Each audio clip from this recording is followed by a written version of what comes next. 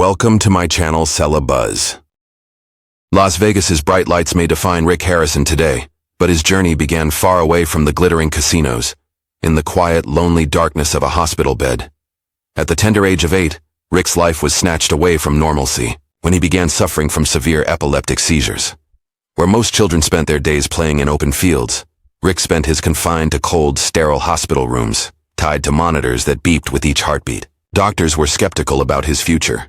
They whispered grim possibilities to his parents. Would he even grow up normal? Would he ever live an independent life? The future they painted was bleak, riddled with caution and sadness. But Rick Harrison had a stubbornness brewing inside him, a silent fire that even illness couldn't extinguish.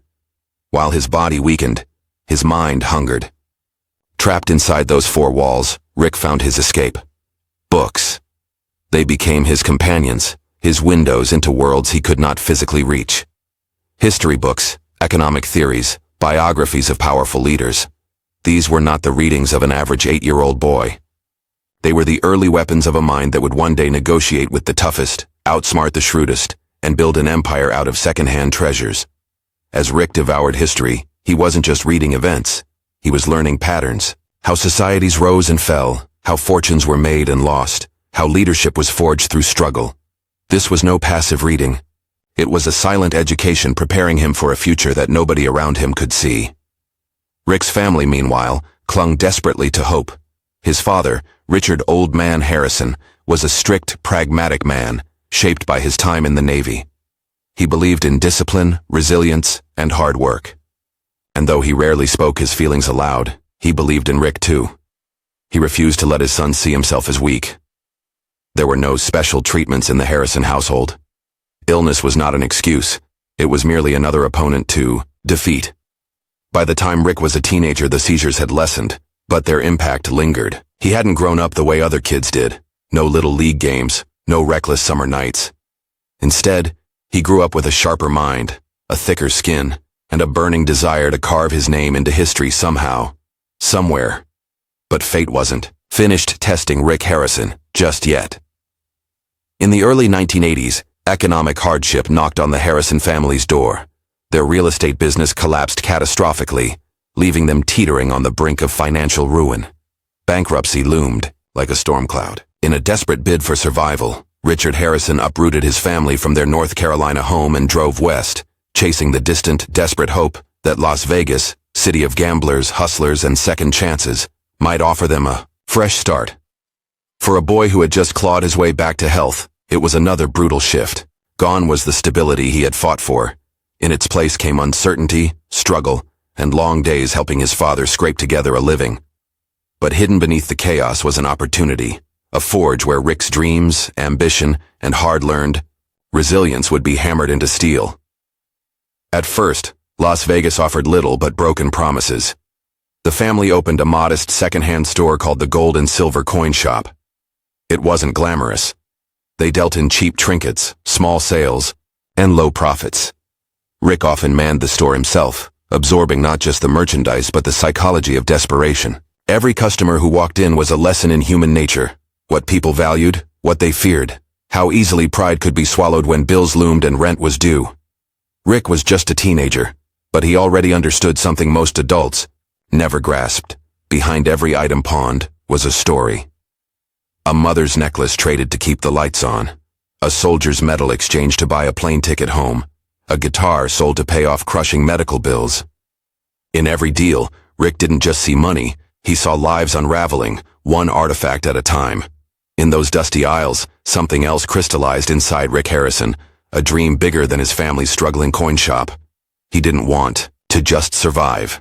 He wanted to thrive. He imagined a business so big, so iconic, that it would draw people from around the world. He envisioned a place where history lived and breathed, not in museums, but in the hands of ordinary people looking for a second chance. But dreams are dangerous in places like Las Vegas. The city eats ambition for breakfast. And at that time, Rick had nothing but grit, hunger, and a stubborn refusal to accept the destiny illness and poverty had tried to script for him. What Rick didn't know, what he couldn't have known, was that the greatest gamble of his life was about to begin. And unlike most gamblers in Vegas, Rick Harrison wasn't planning to lose. Las Vegas, To some, it was a city of flashing lights, endless opportunity, and the intoxicating promise of riches. But for Rick Harrison and his family, it was something far less glamorous. A desperate escape from financial collapse, a last-ditch hope to rebuild a life shattered by failure. The move wasn't celebrated with excitement or dreams of luxury. No, for the Harrisons it was survival, plain and brutal. When the family first arrived in Vegas, the desert heat was merciless, and the landscape felt alien. The bright neon lights downtown masked the reality that for every winner the city created, it crushed 100 others. Rick's father, Richard, wasted no time setting up a new life, opening the modest gold and silver coin shop in a less-than-fancy part of town. It wasn't much. No glitter. No glamour. Just a small space filled with aging coins, dusty collectibles, and desperate people pawning their most prized possessions for pennies. Rick was barely a teenager, but life didn't offer him the luxury of adolescence. He was thrust into adulthood by necessity. He spent his days at the shop, watching the way deals unfolded, the way customers hesitated when asked for their lowest price, the way their eyes betrayed a deeper pain they tried to hide. Rick learned quickly, business wasn't just about objects. It was about reading people, understanding desperation, and offering just enough hope to make a deal without ever overextending yourself. It was a brutal education in human psychology. Most teenagers dreamed of cars, parties, and popularity. Rick dreamed of profits, margins, and inventory turnover. He didn't resent it. Not exactly. He knew his family was counting on him. Every small success was a tiny victory against the fate that seemed determined to drag them under. Rick and his father weren't just selling trinkets. They were clawing their way back to dignity, one deal at a time. But survival in Vegas wasn't easy. Rent was high. Competition was fierce. The gold and silver coin shop struggled to stay afloat. There were days when the family wondered if they would even make it to the end of the month. Rick watched his father grow grimmer, more hardened, with each passing week. The old man, as Rick later affectionately nicknamed him, became a living symbol of resilience, a man who refused to bend no matter how strong the storm raged. Amidst all this hardship, Rick began to notice something most people overlooked. Every item that crossed their counter had a hidden story. An engagement ring sold in tears, a guitar once strummed by a man now homeless, a war medal given away by a veteran too proud to beg for help. Each object whispered tales of love, loss, pride, and regret. Rick wasn't just buying and selling merchandise, he was handling pieces of human history, fragments of broken dreams. It was here that the seeds of a bigger dream began to take root in Rick's mind. He didn't want to just survive in the pawn business. He wanted to revolutionize it. He imagined a shop that wasn't just a place to trade goods, but a place that preserved and celebrated these stories. He dreamed of a place where every customer, every object, and every negotiation became part of something larger, something meaningful. Still, dreams in Las Vegas were dangerous. They had a way of consuming those who dared to believe in them. Rick kept his ambitions close to his chest, focusing on the grind, learning the craft. He built a mental catalog of every item's value, every historical fact that could sway a negotiation. His brain became his most powerful weapon, sharp, fast, and unrelenting. As the 1980s wore on, Las Vegas evolved. The city grew bigger, brasher, and more brutal. New casinos sprang up like weeds. Tourists flooded the Strip, pockets jingling with coins and dreams of jackpots. But outside the glamour of the Strip, the real Las Vegas lived, a city of hustlers, strivers, and survivors. Like Rick, opportunity, Rick realized, was everywhere. Not in the casinos or fancy hotels, but in the desperation of the everyday man. The pawn business was recession-proof. When times were good, people sold luxury items for cash. When times were bad, they pawned their essentials to survive. Either way, there was always business, but to truly capitalize on it, Rick needed something more. The coin shop was too small, too limited. He wanted the ability to loan money, to pawn goods legally, to expand beyond coins and collectibles. He wanted to be a full-fledged pawnbroker. It wasn't easy. Las Vegas had strict rules about pawn licenses. Only a few were issued each year, tightly controlled to prevent corruption and crime. Rick and his father had to fight tooth and nail, navigating endless red tape, filling out mountains of paperwork, and chasing down connections to make their dream a reality. Finally, in 1989, after years of scraping by, their hard work paid off. They received their pawn license, one of the few new ones issued that year. The gold and silver coin shop was reborn as the gold and silver pawn shop. It wasn't flashy. It didn't need to be. It was functional, authentic, and filled with treasures and stories waiting to be discovered. For Rick, it was more than just a business expansion. It was the physical manifestation of everything he had fought for: survival, resilience, and above all, the refusal to accept the limits life had tried to impose on him. Rick Harrison wasn't just a pawnbroker now. He was a man standing at the edge of destiny, peering into a future bigger than even he dared to fully imagine. A future where history would be bought and sold at his counter. And maybe, just maybe, a future where the whole world would come to see what he had built. Little did he know, the next chapter would take him from the dim aisles of his pawn shop straight into the blinding spotlight of international fame. Rick Harrison stood behind the worn wooden counter of the gold and silver pawn shop, arms crossed, eyes sharp. Day after day he watched customers drift in, some hopeful, some desperate, some just curious. In every pocket watch, every vintage guitar, every crumbling comic book, Rick saw the same thing. Stories. Untold, forgotten stories waiting for someone to care. It was the early 2000s, and Rick had already made the pawn shop one of the most successful in Las Vegas. Business was steady, but Rick wasn't satisfied. He knew he was sitting on something special, something bigger than cash, loans and quick flips. His shop was a living museum of American history, filled with relics that could awe and inspire anyone if only they had the chance to see it. And then, like a flash of fate, an idea struck him. What if the whole world could walk through these aisles without ever leaving their living rooms? Reality TV was booming. Shows about crab fishermen, bounty hunters, and family-run businesses were gripping millions. Rick saw an opportunity that others didn't, a chance to show the world what really happened behind the scenes in a pawn shop, not just the deals and the haggling, but the human stories, the fascinating history, the laughter, the drama, the realness. But it wasn't easy. Pitching a TV show to Hollywood executives is like trying to sell sand to a man lost in the desert. Everyone thinks they have the next big thing. Rick faced rejection after rejection. Agents shrugged him off. TV producers didn't think anyone would care about a pawn shop in the dusty backstreets of Las Vegas. It's too boring, they said. Who wants to watch people sell junk? They laughed. But Rick didn't laugh. He knew better.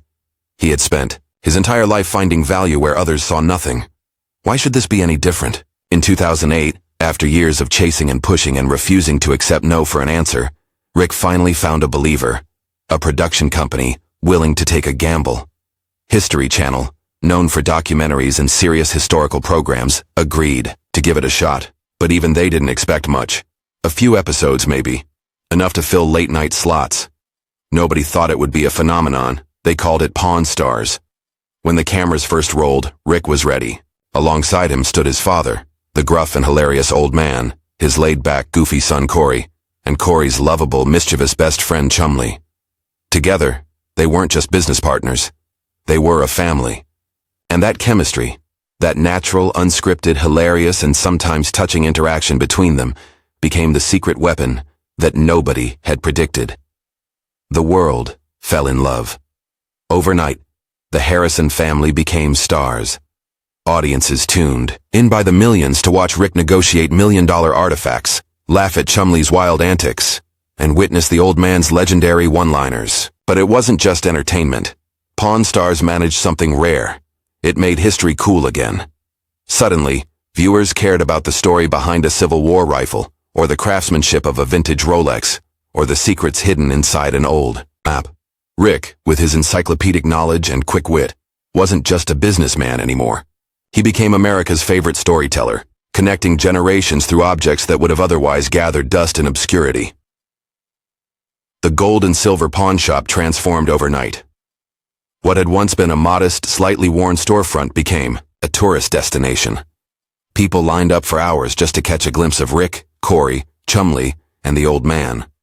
The shop expanded, hiring dozens more employees, handling crowds from around the world. Merchandise flew off the shelves. T-shirts, hats, mugs, all branded with the now iconic Pawn Stars logo. Rick Harrison had done something extraordinary. He had turned a life built on struggle, survival, and stubborn resilience into a global brand. He had proven that every forgotten item had a story worth telling, and that millions of people would tune in to listen if you told it right. But success didn't come without challenges. Fame brought pressure. The shop's day-to-day operations became a whirlwind. Every deal was scrutinized by the public. Every mistake was magnified. Rumors swirled, drama brewed, family tensions sometimes boiled over, and looming behind it all was an unavoidable truth. The old man, Rick's father, the stubborn rock who had built so much of their foundation, was growing older, frailer. Rick felt the weight on his shoulders. He wasn't just running a shop anymore. He was guarding a legacy. Still, through every twist and turn, Rick never lost sight of where he came from. He remembered the hospital beds, the seizures, the struggle, the days of counting pennies just to keep the lights on. And he remembered that no matter how many cameras surrounded him, no matter how many millions of fans watched, his real job hadn't changed. Find the hidden value, protect the story, honor the struggle. Pawn Stars wasn't just a television show. It was Rick's life story, broadcast to the world, a story of resilience, intelligence, and the simple but powerful belief that behind every forgotten relic, every broken dream, and every battered soul, there was something worth saving. And Rick Harrison, he was living proof of that belief. Success shines brightly from the outside, but Rick Harrison knew the truth. The spotlight often burns hotter than anyone expects. As Pawn Stars soared to unimaginable heights, Rick found himself living a life few could imagine. TV appearances, magazine covers, interviews, endorsement deals, and more money flowing through the gold and silver pawn shop than ever before. But, with every step forward, shadows grew behind him. The first cracks appeared within the family itself. Corey Harrison, Rick's son, known affectionately to fans as Big Hoss, began to chafe under the weight of expectations. Growing up in the shop, Corey had seen the rough side of the business long before it became a global phenomenon. But now, everything they did was televised, every mistake replayed endlessly online, every disagreement between father and son scrutinized by millions. Rick tried to balance it all, being a boss, a mentor, a businessman, and most painfully, a father. But fame has a cruel way of magnifying every tiny flaw, and soon the tension between Rick and Corey spilled onto the screen. Fans loved their back-and-forth banter, but behind closed doors the fights cut deep. Corey wanted more authority, more say in how things were run. Rick, protective of the empire he had built with his own blood and sweat, struggled to loosen his grip. Then came the real heartbreak. In 2018, Richard the Old Man Harrison passed away. The gruff, no-nonsense patriarch who had been the soul of the shop, and of the show, was gone. Rick had lost more than just a father. He lost his mentor, his partner, his anchor in a world that had become dizzyingly fast and fake. Rick tried to keep the pain private, but the loss bled into every part of his life. Every time he walked into the shop, he could almost hear the old man's gruff voice correcting a mistake, offering a sharp quip, laughing that slow, rare laugh he saved for moments of genuine joy. Without his father, the pawn shop felt emptier, colder. Rick wore his grief like invisible armor, showing a brave face to the world but hurting deeply inside. The drama didn't end there. In the years that followed, Pawn Stars began facing new pressures. Viewership numbers fluctuated. New reality TV trends threatened to overshadow them. Behind the scenes, producers pushed for more dramatized content, sometimes wanting arguments or deals to be exaggerated for entertainment value. Rick, always fiercely protective of authenticity, fought to keep the show real. He hadn't clawed his way out of poverty just to become a puppet for Hollywood. Outside the show, Rick's personal life grew increasingly complicated. His marriages, he had been married and divorced multiple times, became tabloid fodder. Paparazzi hounded him. Rumors about feuds, lawsuits, and personal issues circulated constantly. People he once trusted betrayed him, leaking private stories for a quick paycheck. Trust became a rare currency, and Rick guarded his inner circle more tightly than ever. Through it all, Rick stayed focused on the only thing he could truly control: the shop. Every day, he showed up, negotiated deals, appraised treasures, and stayed connected to the very soul that had built everything. He knew fame was fickle. Fans come and go. TV shows rise and fall. But real business, honest business, endures. Rick also found solace in causes bigger than himself. He became active in supporting veterans organizations, inspired by his father's military service. He donated to charities, participated in political causes, and used his platform to champion issues close to his heart. It wasn't about image management. For Rick, it was a way to stay grounded, to remind himself that life was about more than ratings and merchandise sales. But the battles weren't over. Financial lawsuits popped up. Disgruntled former employees and opportunists sought to drag The Harrison name through the mud for a few dollars or 15 minutes of fame. In 2022, Rick faced a public lawsuit over family estate disputes, bringing private pain into national headlines once again. It felt like betrayal layered upon betrayal. Through it all, Rick refused to crumble. He had been fighting his whole life, fighting epilepsy, fighting poverty, fighting for a future nobody had believed in except him and his father. Now, even as fame twisted and turned, trying to pull him down, Rick stood tall. Behind the sly smile and sharp negotiations, behind the TV cameras and business deals, Rick Harrison remained what he had always been. A fighter, a survivor, a man who understood better than anyone that real value isn't what glitters on the surface, it's what endures beneath. As he looked around the gold and silver pawn shop, filled with laughing tourists, hopeful customers, and priceless relics, Rick understood something profound. He hadn't just built a business, he had built a legacy, and despite everything, the betrayals, the grief, the lawsuits, the pressure, Rick Harrison wasn't done writing his story, not even close. There's a particular moment. Late at night when the shop closes, the tourists drift away and the neon lights outside hum a little softer. Rick Harrison stands alone amid the aisles of history, swords from the Civil War, guitars that once rocked arenas, letters penned by presidents long gone. In the silence, Rick reflects not on what he's sold, but on what he's built. For Rick, the gold and silver pawn shop has never just been about money. It's about memory, about preserving pieces of the past and giving them a future, about connecting people to history in ways no textbook or museum ever could. Even as he edges closer to his 60s, Rick remains deeply involved in the shop and the show. Pawn Stars continues to film new episodes, drawing millions of loyal viewers who find comfort in the familiar banter, the fascinating items, and the knowledge that real, grounded people still thrive in a world increasingly obsessed with fake perfection. But Rick isn't content to just replay past successes. He's expanded the brand, launching spin-offs, touring exhibitions, and even opening new businesses. His influence stretches far beyond Las Vegas. He has become a cultural figure, part historian, part businessman, part entertainer. Yet for all the external success, Rick's greatest pride lies closer to home.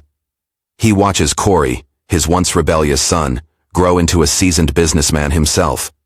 Corey now shoulders much of the operational burden, proving that the lessons Rick and the old man drilled into him weren't wasted. Through all the fights and frustrations, the love of family, messy, imperfect, but enduring, has survived. Rick also reflects on Chumley's unlikely journey. Once dismissed as the shop's class clown, Chumley matured, started his own businesses, and remained a loyal part of the family. Rick's patience with Chumley wasn't just about television chemistry, it was about believing in people even when they didn't believe in themselves. That's what Rick had always done, hadn't he? Found hidden value where nobody else cared to look. As Rick looks toward the future, he feels a responsibility greater than just keeping a business alive. He wants to ensure that the gold and silver pawn shop, and everything it represents, continues to thrive long after he's gone. He mentors young staff, teaches them how to appraise not just an item's worth, but its story. He insists on authenticity, on fairness, on respect, values that can't be bought or sold. He knows the world is changing. Technology is transforming how people buy, sell, and collect. New challenges loom on the horizon. But Rick doesn't fear change. He embraces it. After all, he was never supposed to succeed in the first place. Every achievement he has, every fan, every dollar, every memory, is a defiance of the odds.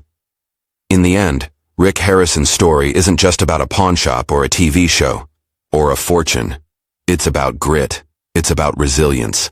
It's about finding worth in the overlooked, beauty in the broken, and pride in the humble. The lights of Las Vegas may flicker, fame may fade. But long after the cameras stop rolling, after the crowds move on, the legacy Rick Harrison built, forged in struggle, lit by hope, and polished by perseverance, will endure. And somewhere, in the soft quiet of a closing shop, Rick Harrison will smile, because he knows the best stories never truly end.